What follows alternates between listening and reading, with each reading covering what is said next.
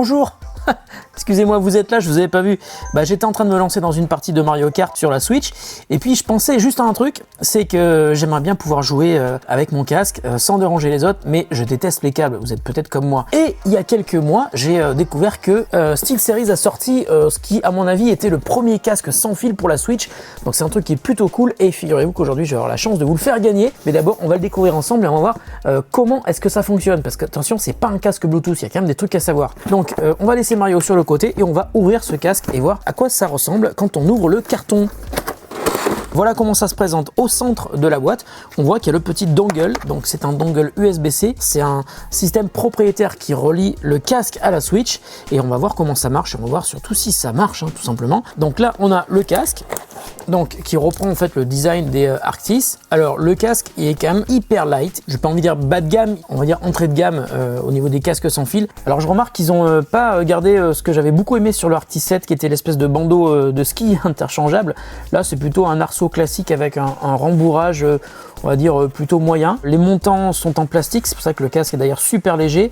Et puis il y a juste une partie métallique à l'intérieur qui est la partie qui vous permet d'ajuster la taille de l'arceau à votre tête. Les écouteurs ne sont pas mémoire de forme, ils sont très légers à la fois au niveau de la construction, ça fait un petit peu cheap. Je sais pas si ça va se garder correctement au bout de plusieurs années malgré tout, mais je pense que ça englobe bien les oreilles, mais ça on va le tester tout à l'heure quand je vais l'écouter. Alors sur l'oreillette gauche, on a le bouton qui permet d'activer ou de désactiver le micro, de monter ou baisser le volume.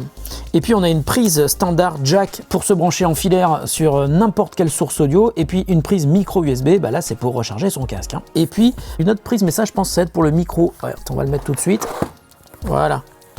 Est-ce qu'elle est dans le bon sens? Ouais, voilà, c'est un petit flexible. Et sur l'oreillette droite, il y a juste un bouton d'allumage. Donc je vais mettre le casque sur les oreilles. Oh, il est très léger, on le sent très peu. Donc ce qu'on va faire, c'est que maintenant on va prendre notre Nintendo Switch et on va brancher le petit adaptateur. Donc, en revanche, ce qui est dommage, c'est que si vous utilisez la Switch en mode de table comme ça, ça va gêner. Donc je vous conseille peut-être de vous acheter un support ou de faire ce que moi j'ai fait à la maison, c'est que j'en ai imprimé en 3D directement. Donc je vais l'allumer et on va voir si ça marche du premier coup. J'allume. Ouh. Ouh, là j'ai mis le son au maximum, ça sature pas du tout, le son est très bon. J'espère que vous m'entendez, mais moi je vous entends pas. Je m'entends pas non plus. Waouh! C'est pas mal. Le son est très bon, c'est immersif et surtout il y a un truc qui est bien, c'est qu'il y a une isolation passive. J'entends absolument rien ce qui se passe dehors, mais j'entends parfaitement bien ce qui se passe dans mon jeu. Je suis dernier évidemment parce que j'ai laissé partir tout le monde parce que je vous ai parlé, j'ai pas du tout suivi ce qui se passait sur la partie. Je suis tellement mauvais sur ce circuit, c'est incroyable. Bon, surtout regardez pas ma partie parce que je suis vraiment nul. En fait, c'était juste pour vous prouver que ça marche. Et d'ailleurs, je vais voir ce qui se passe si j'enlève le dongle et si je remets le dongle.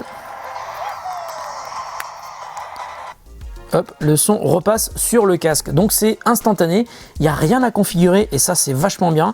Et ce qui est bien aussi, c'est que c'est un casque avec ce système là, donc qui est un système Wi-Fi propriétaire en 2,4 GHz qui peut aussi être utilisé sur un PC. Alors attendez, je vais voir sur la boîte parce que c'était marqué sur un PC, sur une Switch, donc sur une PS4 et sur Android. C'est-à-dire que si vous avez un smartphone Android ou une tablette Android avec une prise USB type C, vous pouvez directement brancher ce dongle sur votre appareil et je crois même qu'on peut brancher aussi, attendez je vais voir parce que je voudrais en avoir la certitude. Alors ça c'est le câble pour charger le casque. Alors là il y a le câble jack si on veut brancher en filaire évidemment, et ce câble là c'est tout simplement pour utiliser le casque sans fil, le Arctis One Wireless sur votre PC, sur votre PS4 sans avoir besoin d'utiliser un câble physique relié directement à votre casque. Donc voilà. Ah, me revoilà. Je viens de passer 2 jours à jouer avec le petit SteelSeries Arctis One Wireless. Alors première chose, je me suis aperçu que dans le Arctis One Wireless, il y avait exactement les mêmes drivers, c'est-à-dire les mêmes haut-parleurs que dans le Arctis 7. Le Arctis 7, c'est un casque que je connais bien parce que je l'ai utilisé pendant longtemps et surtout j'ai déjà sorti mon test qui est toujours sur ma chaîne YouTube que vous pouvez aller voir si ça vous intéresse. Je vous mets un lien en fiche et je vous mets aussi un lien dans la description de la vidéo. Alors deuxième chose que je peux vous dire sur le Arctis One, c'est qu'il est aussi compatible avec Mac. J'y avais pas pensé pensé avant et j'avais pas pensé à vous le dire et à vérifier avant, mais regardez, j'ai installé l'application SteelSeries Engine 3 Client sur mon Mac et tout simplement ça marche, hein. Ça marche tellement bien que je peux même faire du montage vidéo avec, il n'y a pas du tout de délai et ça c'est aussi une bonne nouvelle. Alors si il est compatible sur Mac, ça me permet aussi maintenant de vous montrer l'application qui est disponible sur PC et sur Mac. Alors déjà ce qui est intéressant, c'est que dans l'application vous avez la possibilité de configurer un équaliseur graphique manuel à 6 bandes, donc ça permet donc de personnaliser le son comme vous le préférez, mais aussi d'accéder à des réglages personnalisés. Il y en a 1, 2, 3, 4, 5, 6, 7 réglages différents. Il y a aussi un autre truc qui est vachement sympa, c'est de pouvoir configurer la compression de plage dynamique du son. Et pour vous expliquer rapidement ce qu'est la compression du son, eh bien c'est tout simplement un système qui vous permet d'entendre plus fort les sons faibles et moins fort les sons forts. Donc ça permet d'égaliser, on va dire, le niveau de volume de tous les sons qui sont arrivés dans votre casque, que ce soit des sons en jeu, quand quelqu'un parle, hein, si vous faites du gaming, ou tout simplement quand vous écoutez de la musique, des podcasts, etc. Voilà.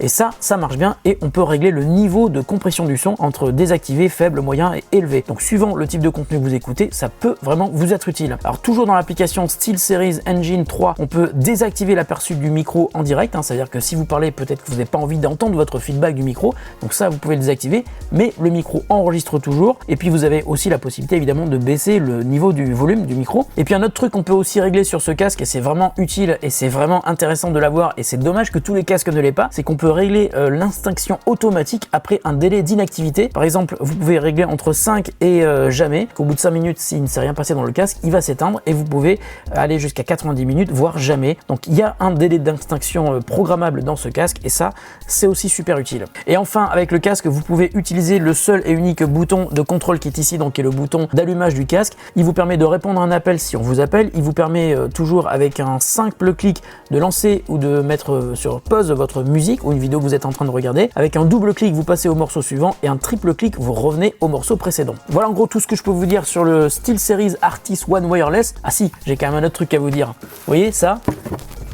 C'est mon casque.